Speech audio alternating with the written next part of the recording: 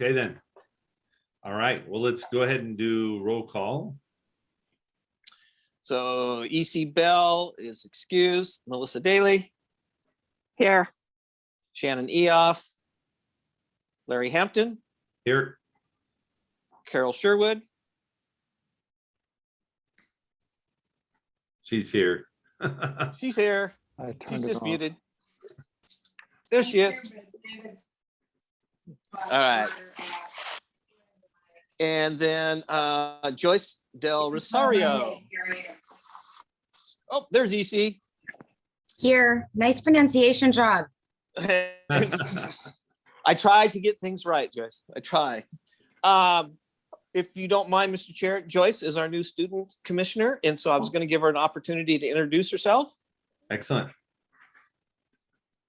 Please do. Hi, I'm Joyce Del Rosario. I am a financial services and data analytics student at George Fox University.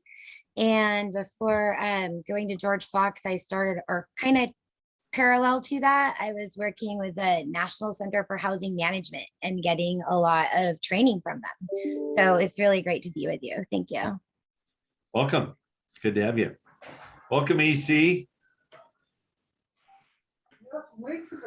Good to see you, Mr. Chairman. All right, let's see. Where are we? Approval of the minutes from July 27 is hopefully people have had an opportunity to see those. Oops.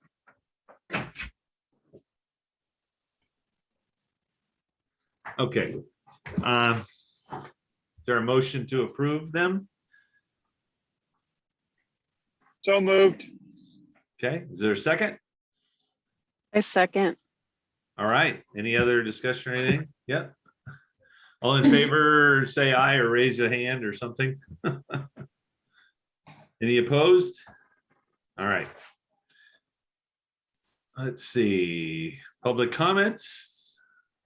Don't think we have any introduction of new staff. Yes. So I'd like to introduce Mary Heberling Crichton. She is our new housing planner. So you've heard me say we were going to get a new housing planner. Well, now you actually get to see her virtually. So Mary started on September 7th. She's helping me backfill as we're going through some staff transition, but she's still focusing on housing. So I'm trying to hold true to my pledge, work on housing. Yes. So Mary, anything you want to say to the commission? No, I'm just excited to be here. I was previously at the city of Milwaukee, not Wisconsin, one in Oregon, just south of Portland for the last 5 years. And now I'm here at the city of Newberg. So yeah, excited to be here. All right. So you will see much more of her as we move forward in time, and as you will hear in presentations today. Yep. All right. Time sensitive grant requests. So City Council approved the grant to Habitat. And then, of course, they did that. And then I went off on vacation.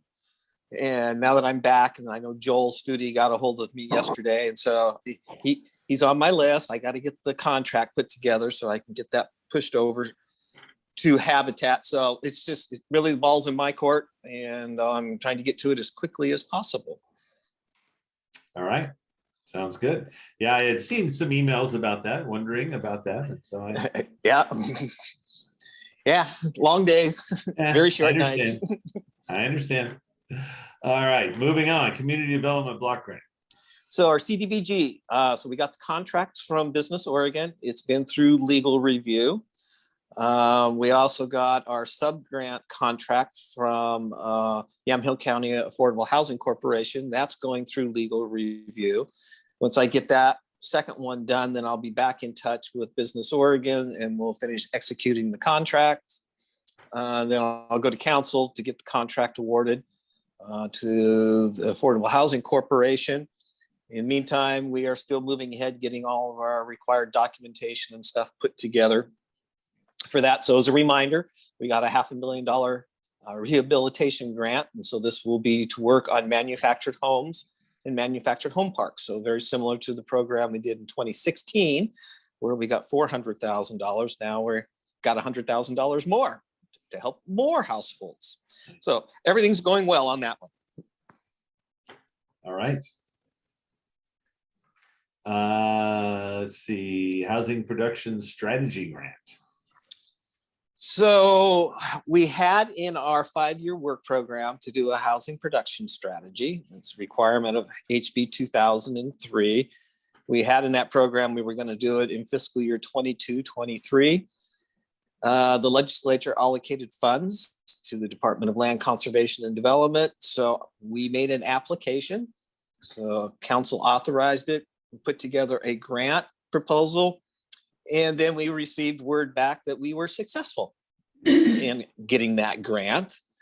So they came back and asked us to do a little bit of a tweak on our scope and reduce cost a little bit. So we worked with our consultant. So we'll be using Echo Northwest. We use them on our HNA and our EOA. So they've got the platform and knowledge and data and so forth. So right now we're waiting to get the contracts from DLCD, and then we'll go through our internal process on that.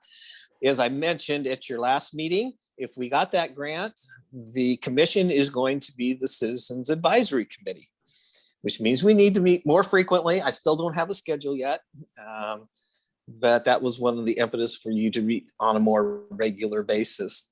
So there'll be more to come on that. Mary's going to manage that project. So that'll be one where I mentioned you'll get to see a lot more of her. It's coming.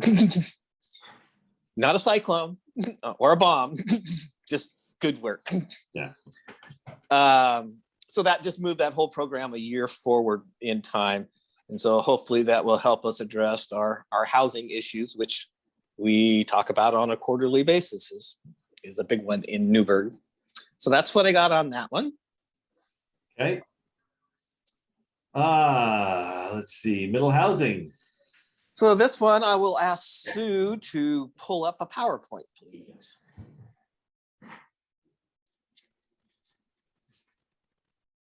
I've got about 23 slides I'm going to go through that will set the stage. I know that you all read every page, every word on 124 pages of the document.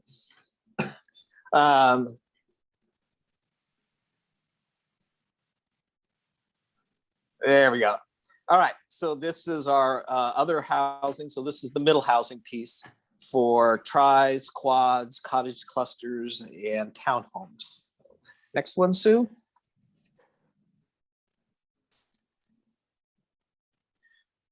So some of this is going to be familiar to you when we gave you briefings early in 2021 when we were working on the duplex components of this. And so this was driven by a grant that we received from DLCD, but it's, you know, allowing that middle housing to occur.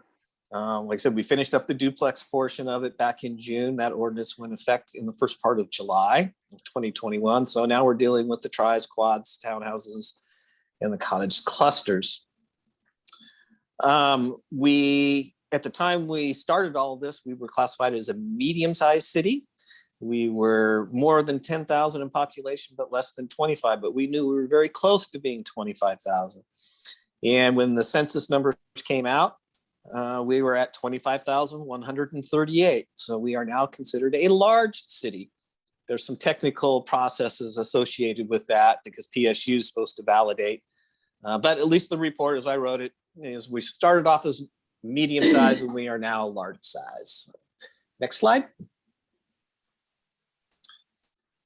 The components of this one. So like I mentioned, we finished the duplex work. We did a joint workshop with the council and the planning commission in June on this other middle housing component of that. The public engagement that we did earlier in 2021 carries forward and was included and integrated into the body of work that the consultants had prepared for this particular proposal. So next slide. So what is middle housing? Next slide. Tris, quads, townhouses, and cottage clusters. So you see some different photos. of what those could look like. And so these are some fourplexes up on the top. You've got some row houses kind of in the lower left, and then you've got cottage clusters over on the right. So currently we allow triplexes and quadplexes and townhomes. We don't have any regulations on cottage clusters, but our triplex, quad, and townhouse regulations do not meet the new administrative rules. And so they definitely need to be updated. Next slide. So when we talked about the duplexes, it's similar for this other middle housing. Wherever we allow a detached single family home in a zone, so R1, R2, R3, AR, and our RP zones, we also now have to allow the triplexes, the quadplexes, the townhomes, and the cottage clusters. Some say, well, Oregon outlawed single family zoning. And I say, well, no, you still have single family. It's just you've got these other development types that can now occur. In the past, we've talked about mixed neighborhoods of housing types are actually, healthier and more vibrant than kind of the monoculture of, house after house of detached single family. There is another school of thought with people saying, no, we should just continue on with the old pattern. So DLCD went through the process and created the administrative rules, and they created a model code. And so we could follow the administrative rule, or we could have just acquiesced and just followed the model code. We looked at the model code and we thought, we could do better. And we were taking into consideration the feedback we got from the public in our survey work. So predominantly we're following the administrative rule, and there are little bits and pieces out of the model code that we've integrated into the proposal. Next slide. So as I've mentioned, here are the zones, R1, R2, R3, RP, and the AR zones. It will also apply to our master plan and specific plan areas. So we have the Northwest Specific Plan, which is to the east of College and north of Mountain View. We've got Springbrook Oaks, which is out east off of Brucher. It includes the greens. And then we have the Springbrook Master Plan, which is that land that's north of Mountain View, and then also at the corner of College and Mountain View. And we've had to go through each of those master plans like we did with the duplex proposal and make specific changes to those documents and implementing provisions. We've also included, and we did an analysis because we updated our housing needs analysis. Some of you may remember when the middle housing provisions were coming forward, the state had identified that you could look at 3% of your future housing would fall into this middle housing category. So we actually went back and updated our HNA back in June, July, and added that 3%, which over a 20-year horizon equated to about 57 or 58 middle housing units. Next slide. So now we'll dive a little bit deeper into the code updates themselves. Next. So we've got a lot of things we need to fix. Remember in the duplexes, we made 52 different changes to sections within our development code. This one's a little less. It's still around 35 to 40, but we've got to update our definitions to match administrative rule. We've got to make sure it's clear that in the specific plans and master plan areas and in those residential zones that we allow these housing types. We had to adjust our minimum lot sizes. We also had to deal with height setbacks and some dimensional standards. There are some limited design standards that we're allowed to do out of the administrative rule. And some of those come with townhouses and with cottage clusters. And then we had to revise our parking requirements because there's the limitation of 1 parking space per unit for this category of middle housing. Next slide. So this one kind of gives you an idea. So on your left-hand slide is basically it could be a triplex. It could be a row house if there was a property line separated those three. And then on the right-hand side is kind of a displaced fourplex type of development. And so we're proposing a wide variety. You can either have units attached for triplexes and quadplexes, or you can disperse them and have them detached. So the issue is you can still get 3 units on a lot for triplexes, and you can get 4, but how that configuration may work, we're leaving that up to the market to be able to determine. Next slide. Here again are the uses that I've mentioned several times. So our townhouse dwellings used to be a special standards provision, and now we're just making them outright allowed in our residential zones. And then we're adding the triplex, quad, and cottage cluster project development. I should also note for the cottage clusters in this proposal, we're also allowing that to occur in institutional zones. The other housing types are already allowed, but cottage clusters were not, and so we're adding that. That also responds directly to some inquiries we've had in the community about being able to do a cottage cluster development on faith-based organizations' property or properties that are located in an institutional zone. So this responding to that feedback we got during the community outreach. Next slide. Minimum lot size. So in our single family, we've got 5,000. Our R2 is 3, RP is 3, our airport residential is 5, and our R3 is 2,500. And so we had to work through what size of lots, and there are some administrative rule limitations on the maximum size that you can have. Or I should say minimum size you can have. So for triplexes, it's going to be 5,000 square feet. The one variation is 4,500 square feet in our R3. Quadplexes will have 7,000 square foot lot size. Minimum in R3, it'll be 6,000. Townhouses, very different from what we got today. Minimum lot size is 1,500 square feet, but it also has a 20-foot lot width. And then cottage clusters, the minimum lot size to do one of those would be 7,000 square feet. And the minimum number of units you could put in a cottage cluster is 3. Next slide. So what we have in the proposal is you can have up to 4 attached townhouses in our R1 zone. But in the R2, R3, RP, and AR, you could have up to 8. Based on research we did, more than likely, the way developers have been doing it is around 4 units attached. The cottage clusters, I mentioned, a minimum of 3 and a maximum of 8 units in a cluster, but you could have several clusters on one parcel.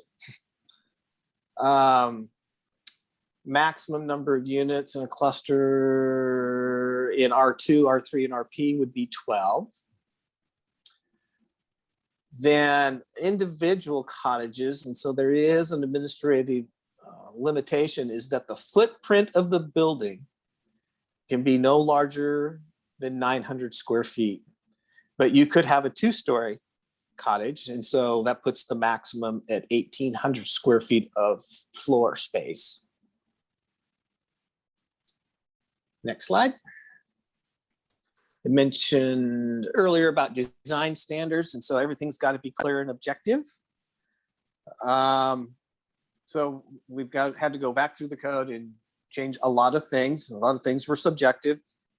The way our code was written is that tris and quads were in multifamily, and there was a lot of subjective criteria there.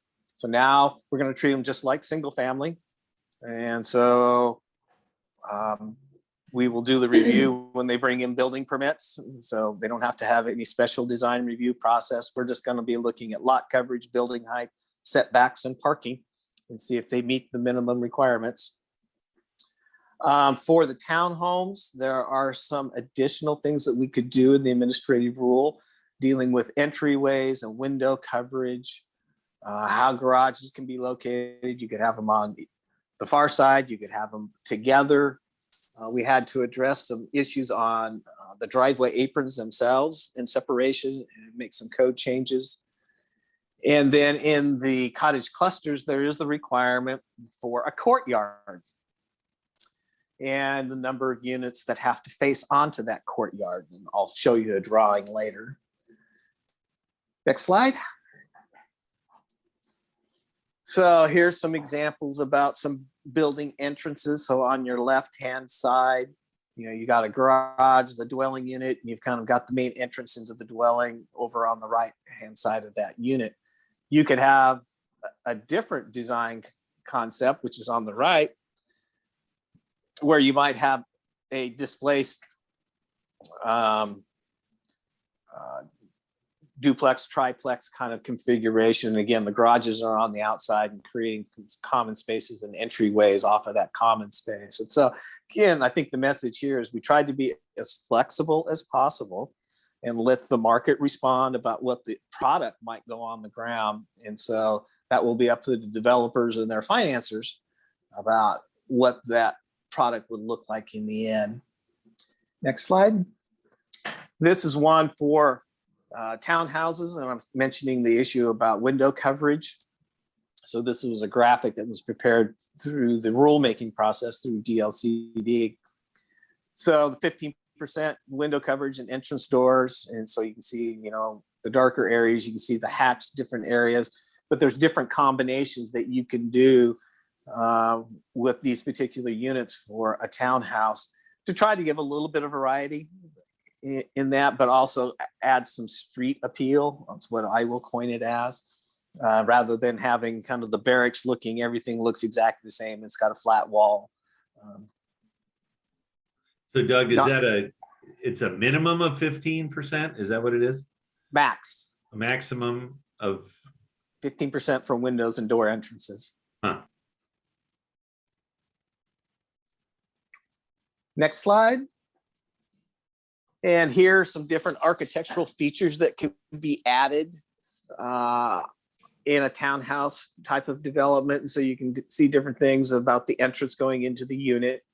The G is something a little more traditional. You could have just an awning, which is shown in the kind of F, and then a bay window, which is C. You could have a recessed entrance at E. You could have a balcony in B. And then you can have something that's got a dormer up in A, and then a different kind of entrance going in. So these are trying to just represent, different things that could happen in construction of a townhouse to give a little bit of different articulation and variety on that street facade. Next slide. Here's an example of cottage clusters. And so I mentioned they have to be around that courtyard. And so you see there's 4 that are there, and then you see one up at the top at the center of that courtyard. That would make 5, and then you could have other cottages as well. You could have a cottage cluster where they may have a carport off the back, or they could have a garage, or you could have a cottage cluster development where you have a parking field, which is represented on the left-hand side of the slide. So again, providing that flexibility. Next slide. Parking. So we dealt a lot with parking when we were dealing with ADUs, and we dealt with parking as part of the duplex code changes. So the maximum number of off-street parking spaces we can require is 1 per unit. There was an encouragement from the state to not require any off-street parking, but feedback we've gotten from the community over the years is that we need some off-street parking. For the plexes, we can have different kind of driveway configurations. And so that requires us to adjust our width of our driveways in order to be able to accommodate that. We looked at corner lots where you might have a plex type of development. And we always take the driveways off of the lower classification roadway. So there are some boundaries about what you can and can't do. But we also wanted to address the issue about having on-street parking availability. And so we worked with our engineering department and came up with a 22-foot separation. So if you have a product and they do have separation, is to create 22 feet between those driveways so you can create an on-street parking space. If those driveways are together, then your parking is outside, either to the left or the right or the north or the south, depending on the street orientation. For townhouses, we must allow for up to a 12-foot wide driveway on a 20-foot lot. And so you can see that's a lot of driveway and not necessarily a lot of building face facade. But we're in alignment in our proposal with the administrative rule. And again, there's flexibility about being able to share those driveway aprons and driveways themselves. So again, the market will and developer will determine that. Next slide. So here's just trying to give you some examples of what those driveways and those street facades might look like in a townhouse development. But those driveways are 12 feet wide. Some are separated, they're offset, they're combined. You got building positions, you know, forward and backward to give, again, a little variety from the roadway. Next slide. Here's another example of a cottage cluster development with a different type of parking. So you've got the shared parking area kind of up into the north, the top left of that drawing. We made sure we had some provisions for trash and recycling collection in cottage clusters. Then you've got some units that have a garage that come off of a main access drive aisle to that parking field up at the top left. And in other units, you don't have any attached parking to them at all. So again, there's variety of different ways and things can be done, but those units are all congregated predominantly around that common space, that common open space in the center. Next slide. So these were all the master plan areas, specific plan areas that we had to go through. In Springbrook, we had to allow middle housing. Most of that master plan when it was put together in 2008, what was the single family area was predominantly detached single family homes. So this will allow the opportunity for these other housing product types, but it's not required. Fielding a lot of questions because the Measure 56 notice went out. It's like, this is not, it's up to the developer. They can do this or not. The Northwest specific, we had to revise that and also had to include some changes to our density standards. Our whole system was based on density, and density has kind of gone out the window. So when we look at this type of product, we're considering it to be like a single family home, and it's for density purposes. Where we had a target of 4.4 dwelling units in an R1, you start to mix in this other middle housing. That's going to drive that number up above that. So we had to make some code changes, language changes. Similar in Springbrook Oaks and in the Riverfront District, because we had design standards already in place, then those also apply to these other middle housing types. Next slide. So, any questions before I get to a recommendation?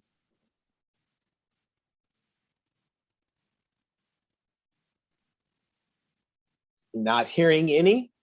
So what I wrote in your packet is we are looking for a recommendation that would be forwarded on to the city council. It would go through the planning commission first, but end up with the city council. And that recommendation is that the council adopt the comprehensive plan amendments, development code amendments, and amendments to the Northwest Newberg specific plan, Springbrook Oaks specific plan, and the Springbrook master plan. That's what I have, Mr. Chair. All right. Does somebody want to so move that? So move, and thank you for the hard work. I did read a fair amount of it on the plane, and just the detail and the presentation. Anyway, thanks to your staff for putting that together, Doug. You're welcome. Second. Okay, any discussion or anything? Don't want to shut anybody down if you have anything you want to share or whatever. All right, all in favor, say aye, or maybe raise your hand or something so they can get a count. Aye. Aye. Any opposed? It's like we're unanimous. Yep, All right. not Sue, anonymous. you can pull down the PowerPoint, please.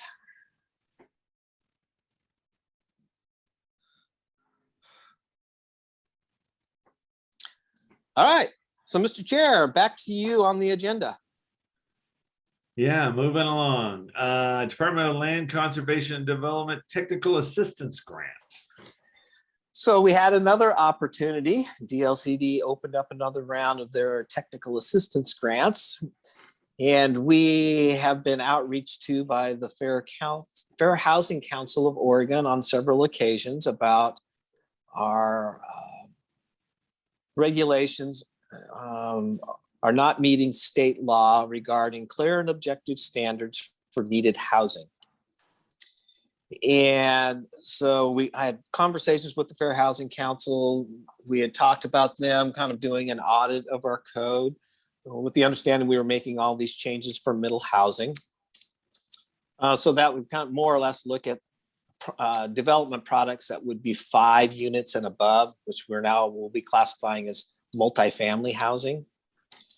And then the opportunity came up with DLCD grant to apply to see if we could get grant funds to hire a consultant to do that code audit and update to our development regulations and comp plan. So Mary put together an application. So she jumped right in when she got here. I think I left her a whole bunch of stuff while I was out of town. So please get started on this. 11 emails, I think. It was 11. Something like that. So she put together an application. It was submitted and it's going through evaluation at DLCD. We have not heard anything yet if we're going to be successful or not on that. But that, again, is just another piece of, trying to clean up a bunch of stuff and address this whole housing affordability issue that's statewide at this point. And Ryan's aware of that particular issue about the affordability. So we're going to keep our fingers crossed that we're going to get that one. If we do get that particular grant, we're going to use the Planning Commission as the Citizens Committee, but we will share information with this commission as well. I have a question. Yes. Is it, you said that the Fair Housing Council had mentioned this to you, the city, more than one time. Is this one of the things that they do around the state of Oregon, is audit everyone's codes for this? They watch closely activities that are going on. So I can say when we did our duplex, Fair Housing Council was involved in that. When we did our accessory dwelling units, they track that. Riverfront activities that we've been involved in the last 4 years or so, they've tracked that and provided comments in our reports and material that we're putting together. Annexations that have taken place in the riverfront area, they've been engaged in that process. They reached out to me this week on our other middle housing, and they were awaiting the staff report to be available. Well, fortunately, we already have a draft out there, so it was easy enough to direct them. So you can start reading the 25 pages now. So yes, they're very engaged, and they're engaged with communities around the state. So it's not just Newberg. So we've got a good relationship with them, and they've got some good insights sometimes. And sometimes there's some things they bring up and go, well, we're not required to do that, but we'll take it into consideration. Thanks. Yeah, I'm just more familiar with them in the rental housing and landlord tenant type relationships. So thanks. They do some other things. All right. So that's what I've got on that one. Are you ready for Riverfront Master Plan implementation? Yeah. So we are quickly going to finish up our implementation components of all of this. The city council adopted one annexation package of material on the 18th of October, and that was for 5 properties, basically south of 14th Street down to the river and over to Waterfront Street. It included 2 parcels of the city's, Baker Rocks property, and then 2 other private properties. The next batch of annexations will include the mill site ownership and the bypass. And so we've submitted our paperwork to DLCD. It'll be going to a public hearing on November 10th with the Planning Commission and December 6th before the City Council. With that annexation, it will bring in additional land for multifamily housing and mixed commercial. So those will be essentially, may have one other small cleanup thing to do on the riverfront, but we'll pretty much be through the implementation stage. So the current annexation we're working on totals about 187 acres, mill site and the bypass. And then of course we've got this other middle housing that you just got the presentation on. And so that would apply down in the riverfront area as well. So we're getting close to the end. I can see the light at the end of the tunnel. There's always something more. Yeah, always. Is it All likely right. that some of that middle housing might go into the riverfront properties? It's possible. You know, so the riverfront area is about 460 acres. Within that 460, we have R2 and R3 land that can be developed. And so middle housing could go on that. We don't allow housing on our industrial land. So the mill proper will be for industrial purposes, but we do have some mixed commercial down off of River Street and 14th Street and Waterfront Street. And that would allow housing.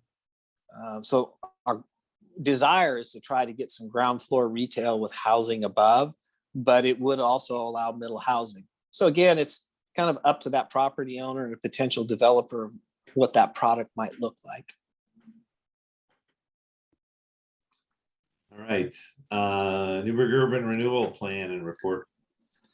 So from where we were back in July, the County Board of Commissioners adopted a resolution approving the urban renewal plan with a condition that it had to go to a vote of the voters of Newberg. The City Council held its initial hearing on the urban renewal plan on August 2nd. They received the July 29th Board of Commissioners resolution. They held their public hearing and took testimony. They then scheduled the second reading of that ordinance for October 18th.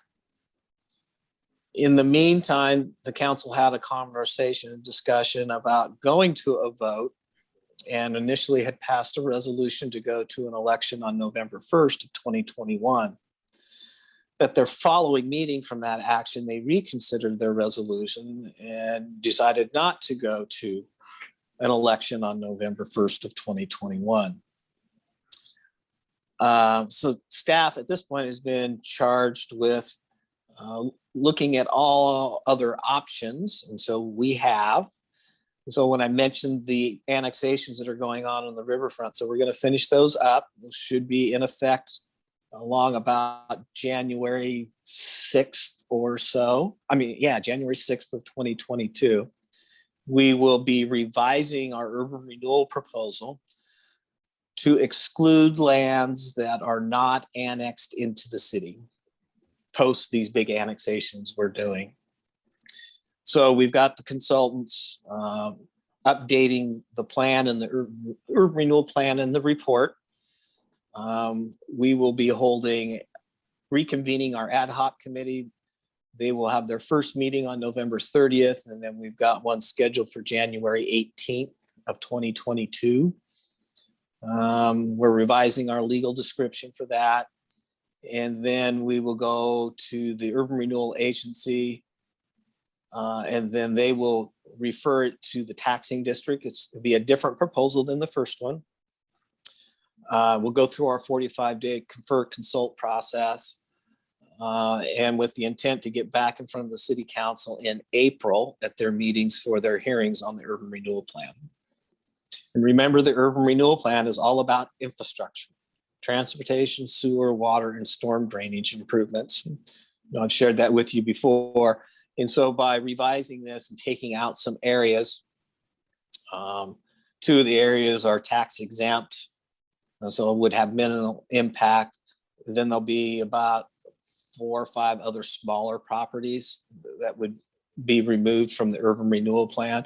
So we've also then lost a year. So my financial consultants have to go back and look at all the numbers. So I don't have all the answers yet, but at least we've laid out the program and the schedule to make revisions to that proposal. And that would negate the necessity to have the county commissioners approve it. Is that correct? Yes, it removes that requirement that they have to approve it, because under the old proposal, because it included land that was outside the city, it required that they had to approve the plan and they had to determine it was in conformance with their comprehensive plan. This removes that step. So that's what I got on urban renewal. All right. Construction excise tax. So we have been collecting funds since January 2nd. We've had actually a lot of development occurring over that time. There have been projects that have been exempt and or will be exempt. Friends Views projects were not exempt from paying the fee. And we've got all the school district projects that are coming along. Those are all exempt from paying that fee. So now that we have Mary on board, one of her first big tasks, other than getting that grant put together, she's been doing the outreach to other communities, and she's starting to gather paperwork so we can build that implementation process. And as I mentioned at your last meeting, once we get all that pulled together, we'll be meeting with you again on a more frequent schedule than quarterly, so that Mary can bring information forward to you. You can give us your feedback and your ideas, and we can make the adjustments. We've chosen not to create the wheel from scratch, but to take the other wheels and take the best parts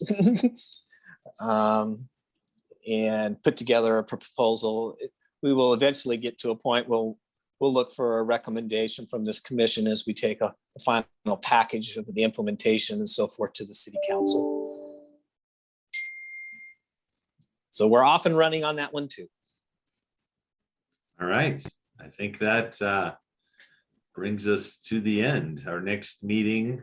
So at this point, our next meeting is still theoretically a quarter away, or maybe not. Is that? It's theoretically it's a quarter away, but it may be sooner as we get the contract from Business Oregon on our housing production strategy and make any refinements to our timeline.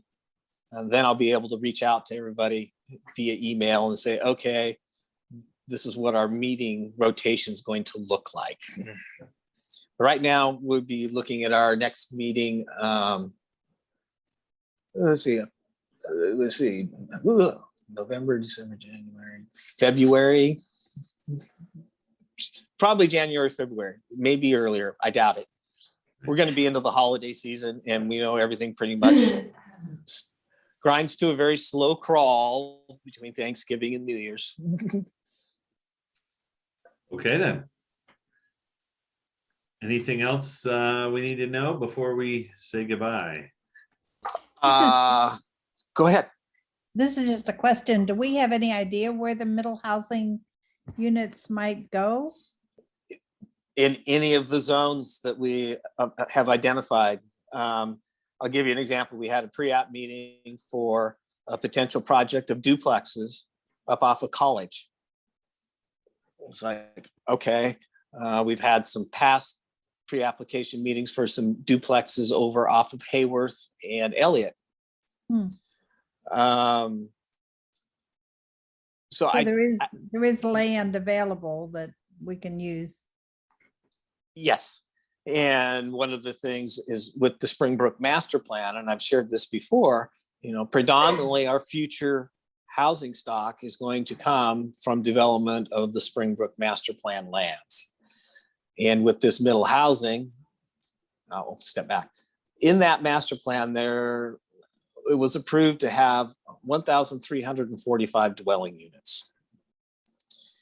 And so we're working to ensure that we're going to maintain that number, but we might get more. It depends upon a developer. And so I've been trying to encourage that instead of having just detached single family homes, look at putting in townhomes or some duplexes or some triplexes or some quadplexes. Kind of rethink what had been done back in 2007 and 2008 and look at where we are at today. Mhm. And conversations have been positive on that. But, there's nothing specific from the developers as well. I'm thinking about doing specifically this. We'll have to wait and see on that. But we do have land to be able to do the product. But remember is that, on our housing needs analysis, we did update that, the final version of that to incorporate that 3% middle housing, which again equated to about 57 or 58 units over a 20-year horizon. It could be more. It could be a little less. It's going to be market driven. Well, and probably unlike, I know some of the fears in like Portland or other places where, people are going to come in and tear down these big, nice homes and put a bunch of, duplexes, triplexes, whatever in between. I guess I don't foresee that kind of situation happening much unless it's an old, really rundown place or something like that. And that's possible, but also the way we've written the regulations for the middle housing embedded in all of those pages, it's conversions. You could have somebody who has a home, it's a single family, say, I want to convert that into a duplex or a triplex. As long as you can meet all of the other standards that apply, and some of those are building code standards, because all we're going to look at from the planning side of it is if you took a single family and you converted it into a duplex, is like, okay, do you have 2 parking spaces? The structure is already there. We're confirming setbacks. We're confirming lot coverage. Same thing would happen if it was converted into a triplex or a quadplex. So I know I've been having emails and phone calls with people since Thursday when the notice hit the mail. And, some people thought, well, you're coming to take away my house. It was like, no. We're not. And so I explained to them is that, new development would allow these types, but you also have to be aware your neighbor sometime in the future might say, hey, I want to convert my house into a duplex. And we already have those provisions in place to do that. Now they might be able to turn it into a triplex. And I think you start to see some of the homes that were built in the 70s and 80s, we tri-level homes and so forth, is like, well, you might find some situations where those conversions happen. We might find some of the older houses north and south of downtown that might convert into a triplex or a fourplex. And these aren't necessarily lower income priced houses, are they? They're just houses, more housing. It's more housing. Yeah, it's More. Our construction excise tax program would provide us the opportunity to partner with a developer or a property owner if they were going through such a conversion, and could we invest in so that we've got 80% or less of the median family income for 60 years and invest in that. So there's scenarios that play out where we might get some affordable housing out of these conversions and or new construction. Yeah, the price of housing in Newberg is just astronomical. It seems to me at this current time. A little house I saw advertised down on 5th Street, South 5th Street, 1,500 square feet, cute yard, but still $405,000. I just thought, Yep. Yep. out of control. That's Ryan, you deal with housing prices. What do you think about all that? Well, I mean, one thing I want to say about Larry's concern about knocking down houses and putting up, that concern was stated in Portland, and that concern has no basis in reality. I'm not speaking to you specifically, Larry. I'm saying the Portland concern. Even right now, with anything of any value on a lot right now, you can't make a triplex, quadplex, anything pencil. You'd be looking at $800,000 2-bedroom condos. I know that concern was stated because that's why I've worked on that RIP program a lot recently. So I'm thinking really in Newberg, it should not be a concern. But yeah, the price is a lot. Some of it in Newberg to some extent is just quality of life, right? Those are actually comp prices that you guys are dealing with. You do have issues with land availability that's raising prices, but I think to some extent it's quality of life as opposed to Portland, where it is total lack of land. And regulations. You guys have regulations, which every jurisdiction does, that adds cost. But I would say you guys don't have the issues that you see in Portland. Subsequently, you've got a lot more desire to move to Newberg, or for our developers, if possible, to build there because it's easier to accomplish it. And it can pencil. You are going to see people wanting to build in Newberg because it can pencil out financially where it can't in Portland and places tighter in. I mean, it's the nature of it.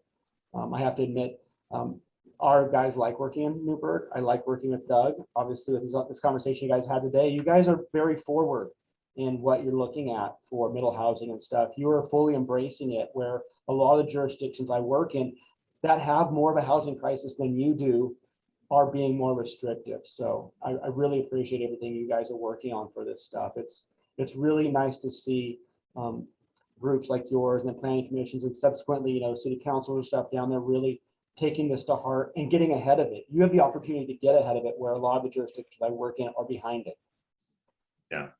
Yeah, no, I agree. And Ryan, just to be clear, I'm not afraid of that happening. I know that some people in Portland were afraid, that was going to happen. And yeah, I think we have a very different situation here anyway. But, if it pencils out for people, more power to them, get it done. I think you're right, though. Newberg was so much earlier in reducing lot sizes and a lot of those things that I know, I'm trying to work in Sherwood or look at some other place, they're just, especially for affordable housing, they're just not the same infrastructure there to be able to do the kinds of things we've been able to do here. So, all right. One more thing, Mr. Chair, I should mention, Mary and I are going to have to schedule our community meeting on our House Bill 4006. We've got our reporting that needs to be done. So we've had a preliminary conversation, but I will make the entire commission aware of the date and the time we will be doing that. It will be virtual like it was last year.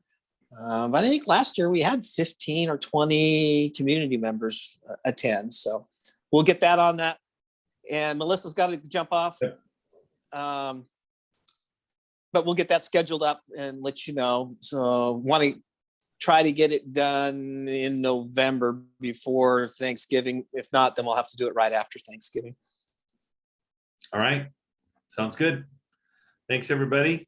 It's nice to have a quorum. Nice to see folks. Even EC, out there. And man, EC, Look at that. You've been outside the airport. You've been in a car. You're now, it looks like, in a restaurant. Want to see my grandson? Hey. All right. All right. Very good. All right. Thanks, guys. Thank you all. Thank you, everyone.